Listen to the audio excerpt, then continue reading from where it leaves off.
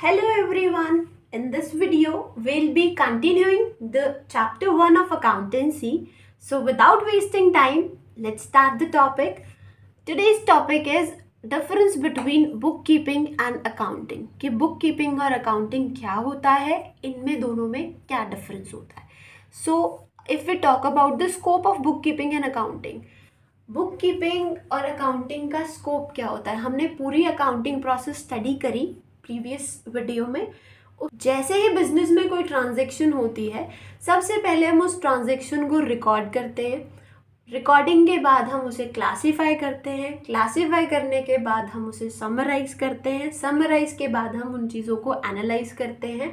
Then we communicate the information to the various interested parties, right. तो bookkeeping और accounting दोनों ही essential हैं अकाउंटिंग की प्रोसेस के लिए. सबसे पहले बुक कीपिंग में आता है आइडेंटिफाइंग. सबसे पहले हमारे पास जो भी ट्रांजैक्शन होती है, हम उसे आइडेंटिफाई करते हैं, पता लगाते हैं कि ट्रांजैक्शन कब हुई, कैसे हुई, हुई भी कि नहीं हुई. उसके बाद हम उस ट्रांजैक्शन को मेजर करते हैं. मेजर करेंगे यानी ऑब्वियसली उसको मॉनेटरी टर्म्स में चेंज करेंगे.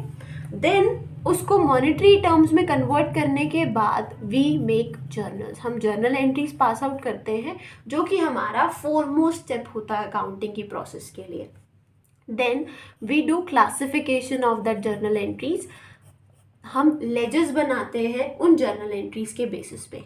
लेकिन अकाउंटिंग की प्रोसेस में हम क्या करते हैं, हम यहाँ तक चलने के बाद समराइज करते हैं. मतलब वहाँ से हम लोग ट्रायल बैलेंस को फॉर्म आउट करते हैं और एनालाइज करने के लिए we make profit and loss accounts and communication. काफ़ी सारी जो भी इंटरेस्टेड पार्टीज़ होती हैं, जो भी रिलेटेड पार्टीज़ होती हैं, उनको हम अपनी अकाउंटिंग इन्फॉर्मेशन, हमारी वैल्यूएबल इन्फॉर्मेशन कम्युनिकेट कर देते हैं. So basically we can say कि जहाँ पे हमारी बुक कीपिंग एंड होती है, उसके जस्ट बाद हमारी अकाउंटिंग स्टार्ट होती है. बुक कीपिंग जो है वो प्राइमरी एक्टिविटी है या प्राइमरी स्टेज की बात है. बहुत इनिशियल अकाउंटिंग की प्रोसेस में इनिशियली हम बुक कीपिंग करते हैं and secondly we perform accounting. So the next difference is stage. On the basis of stage, bookkeeping happens at primary level. बहुत इनिशियल लेवल पे बुक कीपिंग की process की जाती है और अकाउंटिंग जो है it comes just after the process of bookkeeping. That's why it is secondary in stage. The third point is objective. Book keeping का मेन ऑब्जेक्टिव होता है चीज़ों को रिकॉर्ड करना, वेयर एज अकाउंटिंग का जो मेन ऑब्जेक्टिव होता है वो रिजल्ट्स को फाइंड आउट करना होता है. तभी हम इसमें प्रॉफिट एंड लॉस अकाउंट बनाते हैं या फिर बैलेंस शीट बनाते हैं. The fourth one is nature of job. जो लोग बुक कीपिंग की प्रोसेस, जो एम्प्लॉयज़ बुक कीपिंग की प्रोसेस करते हैं, उनकी जॉब का नेचर कैसा होता है, कि उनकी जॉब कैसी होती है.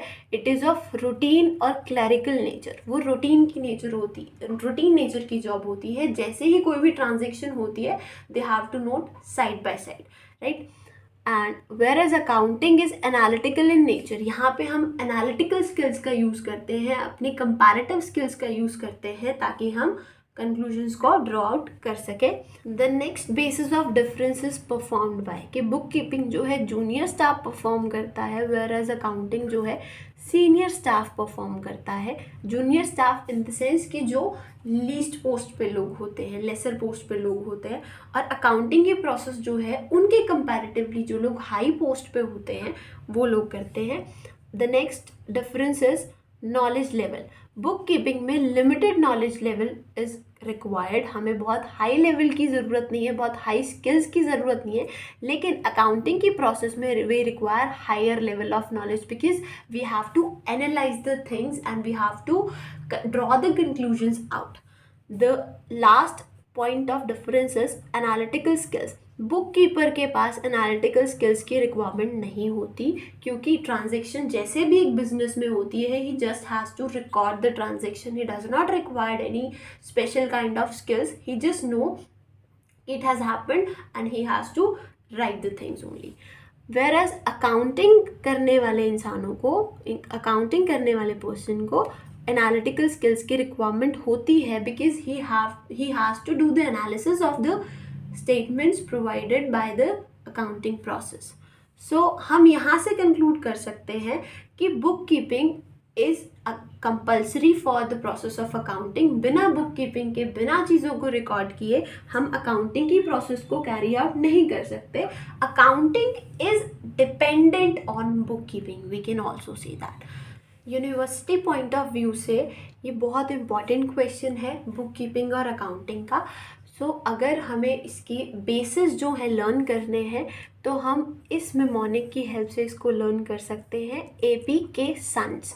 A stands for analytical skills, P stands for performed by, K stands for knowledge level, S stands for scope, O stands for objective, N stands for nature of job and S again stands for stage, right? तो ये जो basis हैं, जितने भी basis हैं उनके ये mnemonics ready किए हुए, तो it is quite easy to learn these bases.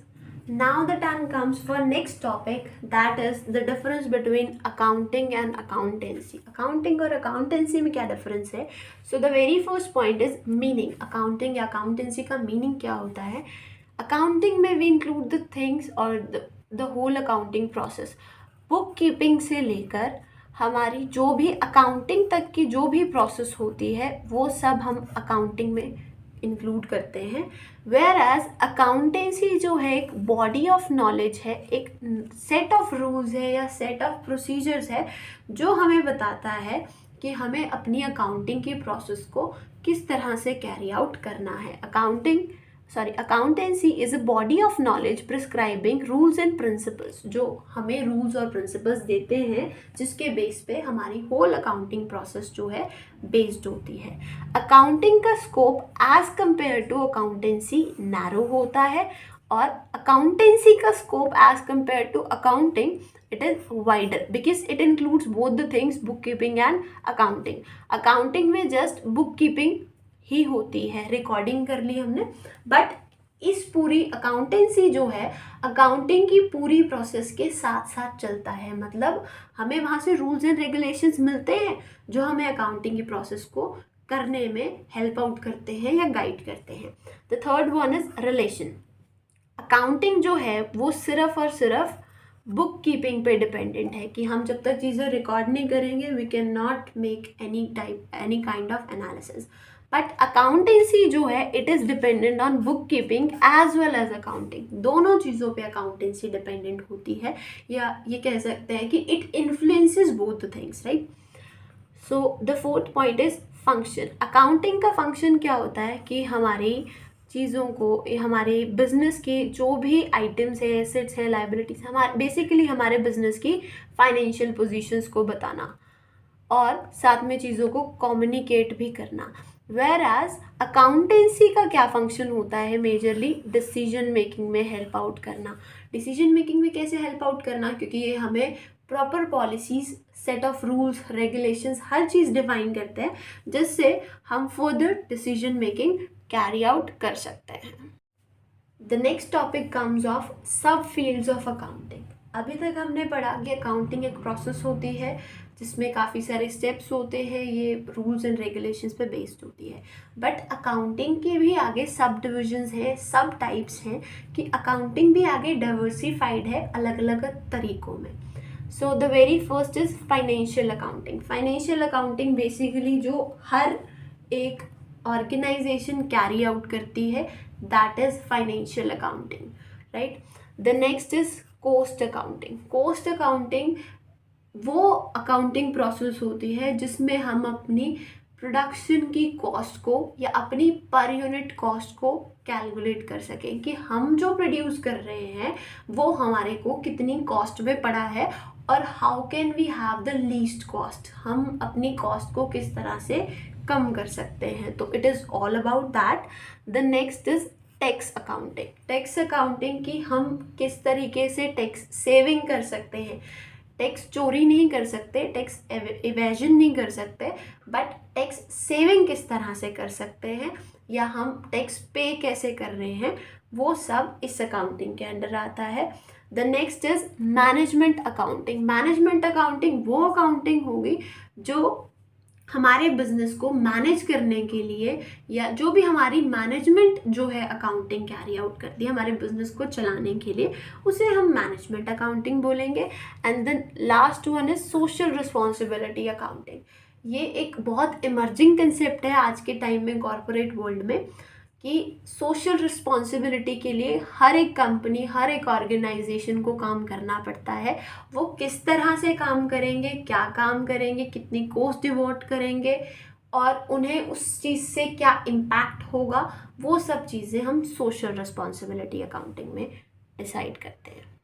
The next topic is users of information, users of accounting information. हमने अब तक यही डिस्कस किया कि अकाउंटिंग प्रोसेस रिकॉर्डिंग से स्टार्ट होती है और कम्युनिकेटिंग पे जाके एंड होती है, कि सारी जो अकाउंटिंग इंफॉर्मेशन है वो कम्युनिकेट की जाती है वेरियस पार्टीज़ को या एसोसिएटेड पीपल को, है ना। तो अब है कि कौन कौन से लोग जो हैं, who are the users of that accounting information, कौन कौन से लोग उस इन्फॉर्मेशन को यूज़ करते हैं। तो बेसिकली इसको हम दो पार्ट्स में कैटेगराइज करते हैं, इंटरनल और एक्सटर्नल। इंटरनल वो पार्टीज़ होंगी जो बिजनेस की साथ बहुत क्लोजली रिलेटेड है या जिनकी वजह से बिजनेस ऑपरेट हो रहा है, और एक्सटर्नल पार्टीज़ वो होंगी वो बिजनेस को अफेक्ट तो कर रही हैं लेकिन एक डायरेक्ट इफेक्ट नहीं दे रही, इनडायरेक्ट तरीके से they are affecting the business, right. Internal में इंटरनल पार्टीज डायरेक्टली बिजनेस को इफेक्ट करती हैं, एक्सटर्नल पार्टीज इनडायरेक्टली इफेक्ट करती हैं, अफेक्ट दोनों करती हैं, right. So the very first internal parties owner. Owners हमेशा जानना चाहते हैं कि उनके पैसे का क्या यूज़ हो रहा है, वो प्रॉफिटेबल यूज़ होगा या नहीं होगा, मतलब वो अपनी इन्वेस्टमेंट पे चेक रखना चाहते हैं, तो उसके लिए उनको अकाउंटिंग इन्फॉर्मेशन की ज़रूरत होती है। The next is employees. Employees क्योंकि वहाँ पे वर्किंग होते हैं, एक ऑर्गेनाइजेशन में एम्प्लॉयज़ जो है वर्क करते हैं, तो उनको अपनी ऑर्गेनाइजेशन से एसोसिएटेड इंफॉर्मेशन चाहिए होती है, क्योंकि वो उनके बोनस को, उनकी सैलरी को, उनके रेम्युनरेशन को या उनके और भी जो इंसेंटिव्स हैं उनको डायरेक्टली अफेक्ट करती है। अगर पोजीशन अच्छी है तो एम्प्लॉयज़ डेफिनेटली इन चीज़ों को डिमांड ज़्यादा करेंगे। सो the next is management. Obviously management को तो हर चीज़ के बारे में जानना ही है, क्योंकि they are the decision makers, उनको डिसीजन मेकिंग की प्रोसेस कैरी आउट करनी होती है, इसलिए मैनेजमेंट को अकाउंटिंग इन्फॉर्मेशन चाहिए ही चाहिए होती है। सो the next is external users. External users वो हैं जो इनडायरेक्टली बिजनेस को अफेक्ट करते ही करते हैं। So the very first is potential investor. Investor we all know कि the person who invest the money to get returns, right. तो पोटेंशियल इन्वेस्टर्स वो होंगे जो एक्चुअल इन्वेस्टर्स नहीं होंगे, बट दे कैन इन्वेस्ट, मतलब वो इन्वेस्टर्स जिन्होंने अभी तक इन्वेस्ट नहीं किया बट वो फ्यूचर में इन्वेस्ट कर सकते हैं। ऑब्वियसली उनको इन्वेस्टमेंट के लिए हमारी कंपनीज की इन्फॉर्मेशन चाहिए होगी, उनको अपने हिसाब से जो भी वैलिडेटेड लगेगी या जो भी बेस्ट लगेगी वो वहाँ पे इन्वेस्ट कर सकते हैं। तो कंपनी के पॉइंट ऑफ व्यू से पोटेंशियल इन्वेस्टर्स को भी अकाउंटिंग इन्फॉर्मेशन की ज़रूरत पड़ती है। द नेक्स्ट इज शॉर्ट और लॉन्ग टर्म क्रेडिटर्स। अब क्रेडिटर्स कौन होते हैं? जिनको कंपनी से पैसा लेना होता है, जिनको बिजनेस से पैसा लेना होता है, तो चाहे वो लॉन्ग टर्म हो चाहे शॉर्ट टर्म हो, उनको कंपनी के बारे में इंफॉर्मेशन रखनी ही होती है कि वो उनके डेट्स को, कि वो कंपनी जो है क्रेडिटर्स की जो डेट्स हैं या उनकी जो पेमेंट है वो पे कर पाएगी या नहीं कर पाएगी, वो बहुत क्यूरियोसिटी रहती है उन्हें ये इन्फॉर्मेशन रखने की। लॉन्ग टर्म क्रेडिटर्स हो गए, जैसे कोई भी फाइनेंशियल इंस्टीट्यूशन हो गया जहाँ से भी हमने लॉन्ग टर्म लोन को रेज किया होगा, राइट। उसके बाद आती है टैक्स अथॉरिटीज़। टैक्स अथॉरिटीज़ को टैक्सेशन पर्पस के लिए कंप्लीट इंफॉर्मेशन चाहिए होती है बिजनेस की, चाहे वो इनकम टैक्स रिटर्न चेकआउट करनी हो, चाहे वो जीएसटी कैलकुलेट करना and so on, there are various types of taxes.